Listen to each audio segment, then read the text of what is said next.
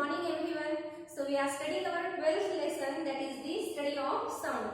And in previous lecture we have studied about the audible sounds, infrasounds and ultrasounds. There is a particular audible frequency range that is from 20 Hz to 20,000 Hz, and we can hear the sound waves only in between this range, frequency range.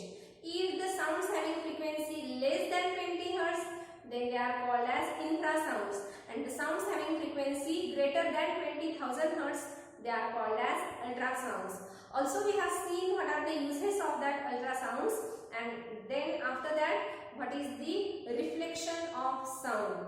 In that topic we have studied that the sound waves reflect same as that of the light waves. It means in the same manner as that of the light waves, and they follows all the rules of the reflection of light.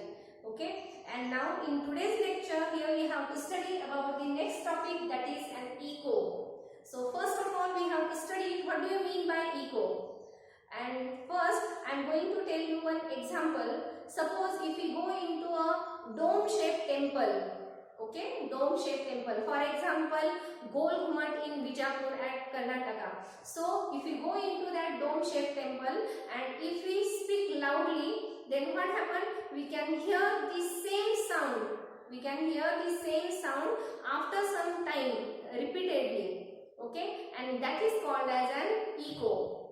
So first we hear the original sound at the same instant. When we speak loudly or when we speak something, or if we clap our hands, then we can hear that original sound at the same instant, and after some time we can hear the same sound after a little while, and that is called as an echo. Okay, it means there is a time gap, little time gap between the original sound and the reflected sound, and we can hear such multiple echoes in that Gol Ghumat, okay, due to multiple reflections from that dome shaped temples. Okay, so echo, how to define that echo then?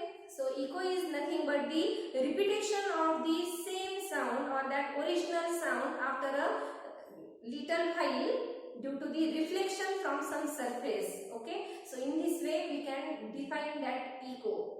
Now remember, how can we hear that echo? What is the scientific reason behind this that we have to study? So one most important thing that we have to remember, that any sound note can retain in our brain only for 0.1 second. Only for 0.1 second. That is called as the persistence of sound. Okay, that any sound note retains in our brain only for 0.1 second, and if we hear the same sound after 0.1 second, then that is called as an echo. It means that reflected sound should be come to us after 0.1 second. If that reflected sounds come to us within 0.1 second, then we can't hear an echo. Remember, okay? So the reflected sound should comes to us after 0.1 second. Okay, then we can have a time interval between the original sounds and the reflecting sound. Okay, then we can hear that echo. So now in this case, first of all we have to study, or we have to find out what is the distance between the source and that reflecting surface, so that we can hear an echo. Okay, what should be the distance between the source and the reflecting surface? For that, let us consider, suppose this is a dome shaped temple and here there is a source. Okay, here there is a source, and suppose if that source produces some voice or some sounds, then that sound waves passing through that source up to that wall of that Gol Ghumat, and then they are strikes on the wall and then again reflects from the surface. Okay, so this is the reflecting wave, this is the incident wave, and then they, after striking, they again come back to that of the source, okay, or that listener we can say. So the time interval to passing the wave from source to that of the reflecting surface and again came back to that of the source, that should be 0.1 second or greater than this. Okay, the time interval should be 0.1 second or greater than this. So in this way, then in this case we have to find out the distance between this source and the reflecting surface, and for that we have to use a simple formula, that is the basic formula. We know velocity is equal to distance upon time. Distance upon time, or speed is equal to actually distance upon time. Therefore, distance is equal to velocity multiplied by time. We can take, if we take this time here, then we get the product of the velocity and time. And we know what is the velocity of that sound waves in air at particular temperature. So at 22 degrees Celsius temperature, the velocity of sound in air is 334 meter per second. And we know if we change the temperature, then the velocity of sound in that particular medium will get changed. Okay. If we change the medium also, then also the velocity of sound will get changed. Remember. Okay. And we have studied all these topics in the previous lectures, that there is an effect of the temperature as well as density and the medium on the velocity of sound.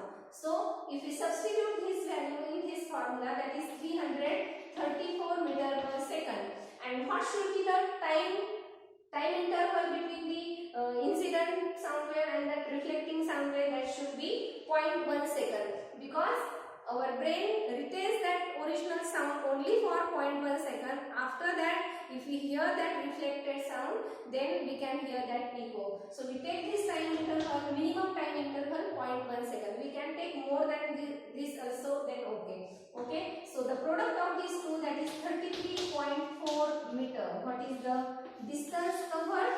So the distance covered by the sound wave means, what is that distance? To go from the source to the reflecting surface and again came back to the source. This total distance should be 33.4 meter. Then what should be the distance between the source and the reflecting surface? That should be half of this. It means the distance between the source and the reflecting surface should be half of this. It means 17.2 meter or greater than this, but should not be less than this. If the distance is less than this, then we can't hear an echo. Remember. Okay. So the distance between the source and the reflecting surface should be greater than 17.2 meter or equal to 17.2 meter. Then again we can hear such echoes. And remember, in gold ghummat we can hear such multiple echoes due to the multiple reflections from the walls. Okay, so this is about the echo. Then after that we have to study the next topic, that is reverberation.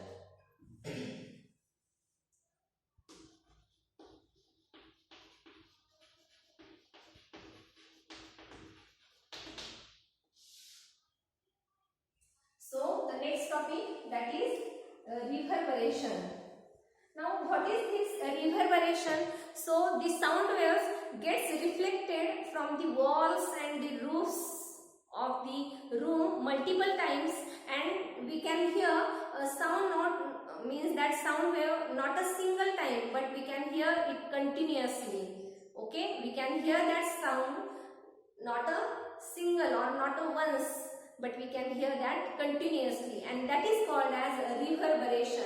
Suppose if we go into an empty room, consider there is no furniture, no curtains, no carpet is there, and if we go into such an empty room and if we speak something or if we speak loudly, then we can hear a repeated sound.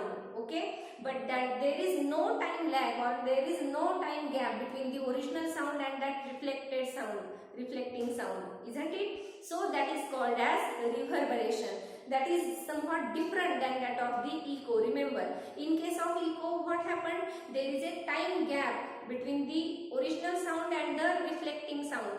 But here there is no time gap between the original and the reflecting sound. Means the time gap is less than 0.1 second. So that we can't hear the sounds separately, isn't it? We can't hear the original sounds and the reflecting sounds separately, because the time gap between that all the reflecting sounds and the original sounds, that is less than 0.1 second, and we know our brain retains the original sound for 0.1 second, and if the reflecting sound comes to us within 0.1 second, then we can't hear it separately. So that in that case we can hear such a reverberation, that is called as reverberation. So in this case, due to that multiple reflection, we can't hear the sound at once, but we can hear it continuously, and that is called as reverberation. Okay. So in this case, suppose consider this is a large auditorium. Here there is a source, or you can say some speaker is there, and here there is a listener. Then what happened when sounds come from this speaker, then it is incident on the walls like this, and then it's reflected from these roofs and the walls and come to this listener like this. It reflects multiple times in this way and come to this listener. So in this case, what happened, due to such multiple reflection and due to that number of reflecting waves, that listener can hear that original sound as well as that reflecting sound within a time interval of 0.1 second. So he can't hear that sound at once, but he can hear it repeatedly or continuously, that is reverberation. Okay. So these are the two topics which are completely different from each other, but the means reflection is there in both the cases. Okay, multiple reflection is there in both the cases. So the next topic that now we have to study, that is sonar.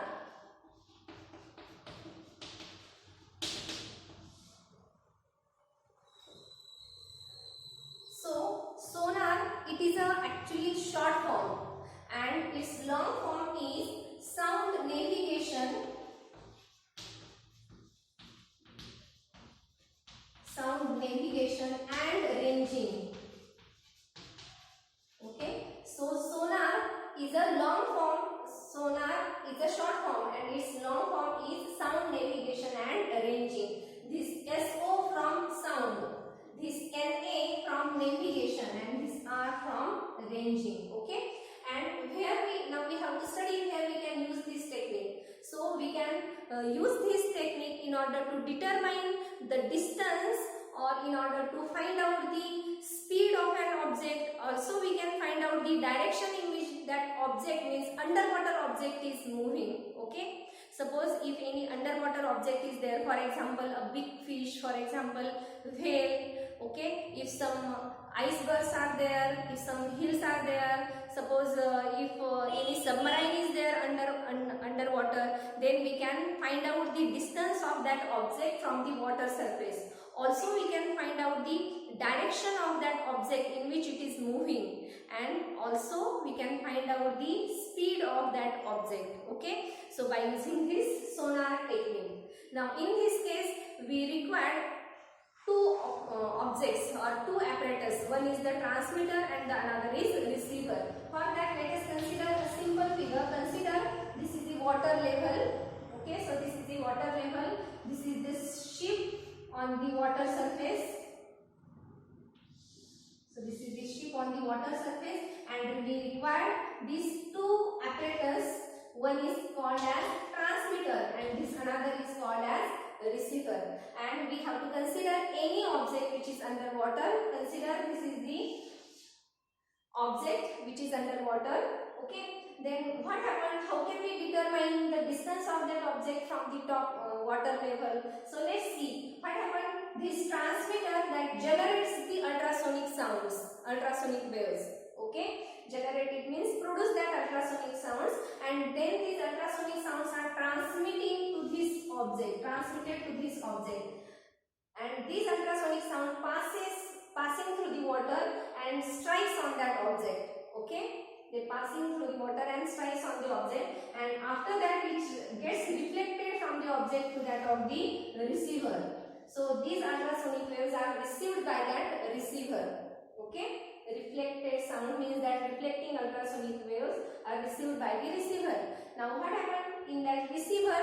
That receiver receives that ultrasonic waves and then convert it into electrical signals. Okay, they convert them into an electrical signals. And then how to determine the distance of that object from that water level. Consider this is the distance of the object from the water level. So how to determine this? So we have to use the same formula again. What is that formula? Velocity is equal to distance upon time. That's why distance is equal to velocity multiplied by time. So by using this same formula, we can determine the distance of that object from the surface of the water. So here we must know what is the velocity of that ultrasonic sounds inside the water. First we know this quantity, and then we can we can measure the time interval between this transmitting sound and the reflecting sound. Okay, we can measure that time interval between the transmitting and this reflecting sound, and if we substitute these two values in this formula, then we can easily find out the distance of that object from that water level. Okay, so this is a simple technique that is called as sonar, and this technique we can also use to search the underwater object. For example, icebergs. If any hill is there underwater, we can also search the submarines. Okay, so this is the by using this technique that is called as sonar. Okay, so now let us stop here. Thank you and have a nice day.